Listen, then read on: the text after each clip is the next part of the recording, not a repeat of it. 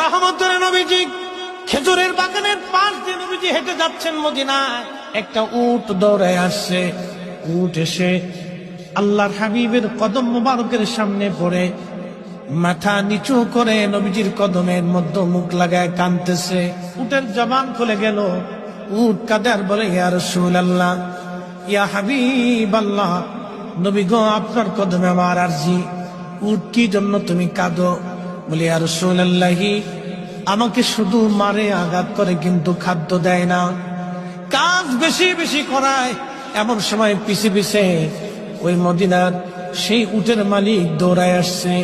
আল্লাহর নবী বললেন, ও উটের মালিক, তুমি কি উটের মালিক? বলে, হ্যাঁ ইয়া রাসূলুল্লাহ। তুমি কি তাকে খাবার কম দাও, কাজ বেশি করাও এবং মাঝে মধ্যে তারে পিঠাও?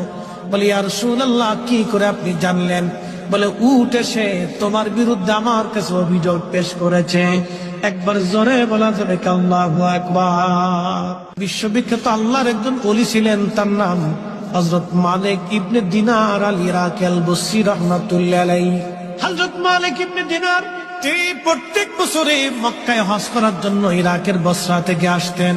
এক বছর তিনি হজে আসলেন, হজ শেষ করলেন। হজ শেষ করার পরে আল্লাহর দরবারে দোয়া করলেন, আল্লাহ, আপনি দয়া করে আমাকে জানান কার হজ হলো, কার হজ হলো না।